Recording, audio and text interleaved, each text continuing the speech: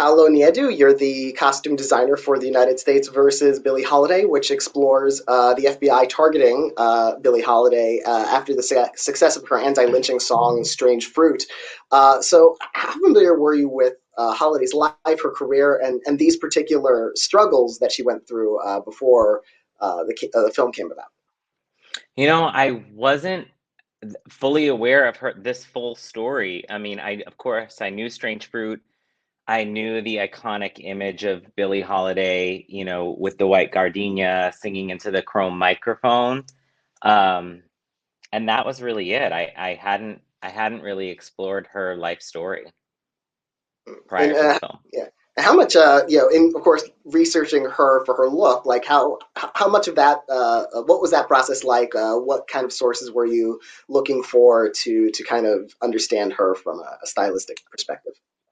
The first thing I did actually was read her autobiography, The Lady Sings the Blues, um, which was an amazing way to it was like I heard her voice through this book. And it was a great way to kind of hear her story from her point of view of the time.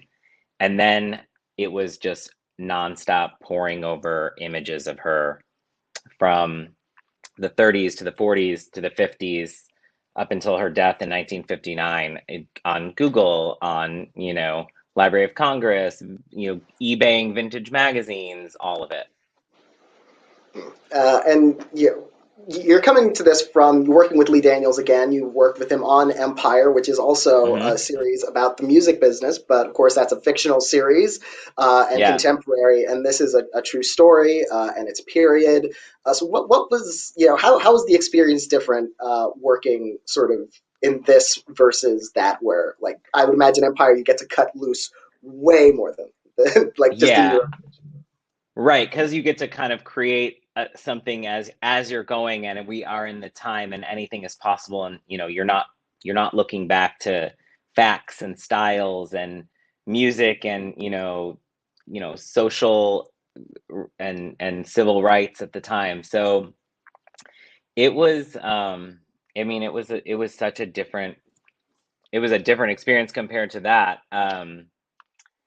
But I think, going back to do that, you still have there's still a similar approach, like in terms of creating looks, whether it's period or contemporary. I mean, obviously the workload is much different, but you're still coming to find, the look based in, with research and, based on photos or not. And the lead actress, Andra Day, is also a musician herself. So Yeah.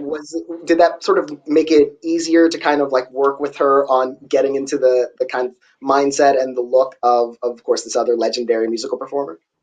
It kind of did, because what you're saying, I mean, with Empire, it was like it was still the world of like stage and performance, and no matter if it's old or new, it still has the same kind of preparation and energy. And yeah, so with Andra, she's used to, dressing backstage or changing something at the last minute and getting out there and singing, or something going wrong, and the show must go on. So there was that energy constantly, like throughout the film, especially with the musical numbers, which we had Uh, nine. Nine, yeah. yeah, and with all those musical numbers, we get to see Billie Holiday in a number of different performance looks. Like, how many of those did you create, and how like was that where most of kind of the attention went? Because that's so like such a focal point is seeing her in this performance venue. Yeah, yeah. All of those, I built. Some of them I built in collaboration with Prada. I think there was only one that was actually sourced from a vintage rental house in LA from Western. Um, but out of all of them, yeah, out of the nine, eight of them were built from the ground up. And we see her on stage and off stage, of course, in her private life. Like, what were the Hmm. considerations of kind of creating this private version of Billie Holiday and her style? The private version was like that was probably the biggest challenge and the most creatively free flowing aspect of it, because there weren't pictures of her like at home rehearsing or having a fight with her partner, or going shopping for jewelry with Tallulah Bankhead, which I think I don't know if is in the film anymore. I'm not sure.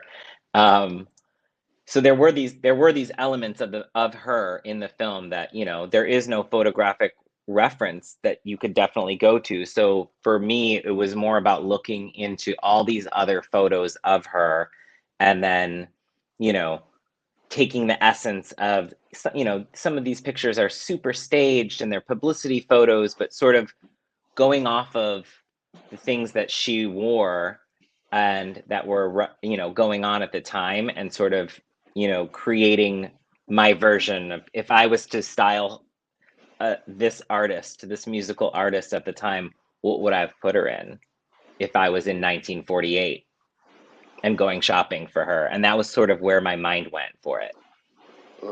And there are a lot of colors and prints in especially those performance looks. Some of them, like what was like the thoughts on going into like the fabric choices and kind of the print and color. I mean, obviously with the stage, like we were working in like different clubs, Club Ebony. We had Cafe Society, which she's very famous for performing at.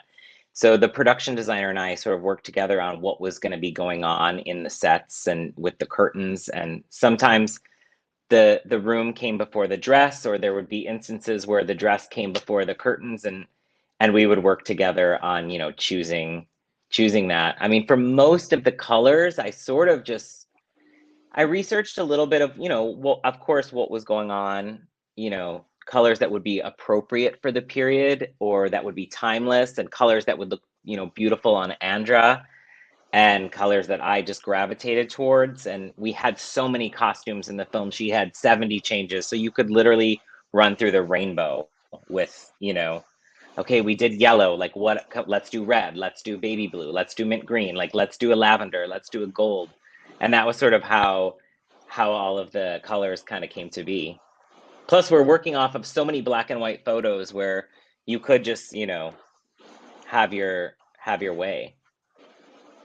And there's one look in particular during a very important scene in the film where she's coming off of the tour bus and she comes across a scene of a lynching, Yes. um, and it's an incredibly emotional scene, and she's wearing this really evocative kind of yellow dress with fringe, and like was for such an important scene like that, is that something where you're really considering that look as very crucial to it? Yeah, I mean, that scene, carried her through a big portion of the film, and that actually is one of the dresses that I did not build from the ground up. That was the found dress from Western Costume, and it was a 30s dress, and part of me wanted to have clothes. We were filming from 1947 to 1949, and then we jump a little bit to the mid 50s, and of course to 59. But, people have clothes from 10 years ago now. So of course she would have had a dress from 10 years ago. She's a showgirl. And that dress, just when I saw it, the fringe, and I knew she was going to be performing in it. And I knew she was going to be outside and it was going to be summer. And it just sort of like, I thought, oh, this is perfect. And it's something that she could travel easily. Like if you took that dress off the hanger and dropped it on the ground, it literally folded into like a ball. So it made sense that it could be on the tour bus with her and that she could be in it.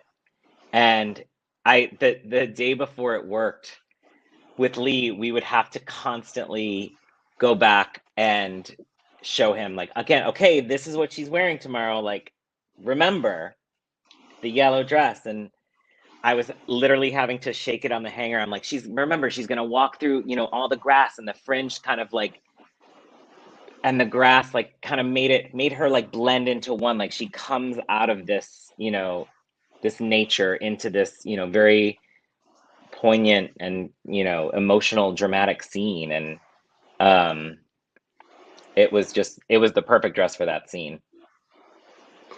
And one of the other main characters in the film is played by Trevante Rhodes, who is Hmm. this FBI agent who's also falling in love with her and sort of has a foot in both worlds. Like, what was your approach to his costumes?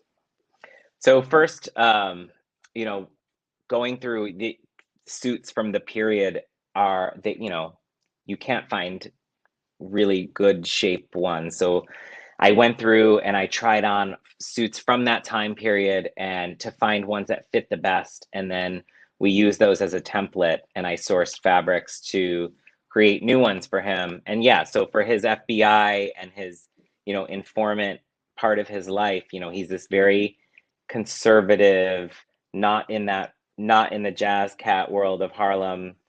So I wanted him to have a real separation. Like he's a soldier, he's an FBI informant, and then he falls in love with Billie. And as he sort of pursues her and sort of gets, entangled in her world, I wanted him to sort of relax. And, so there's scenes where he's backstage where I put him in, more casual and cool clothes that some of her band members may have worn when he's like trying to fit in and be a part of that world. And as he's like falling in love with her, he's sort of coming into her side, so that there was a clear line between his work and his personal life. Congratulations on your work on the film, and thank you so much for joining me. And we will keep you on actually to join our group discussion.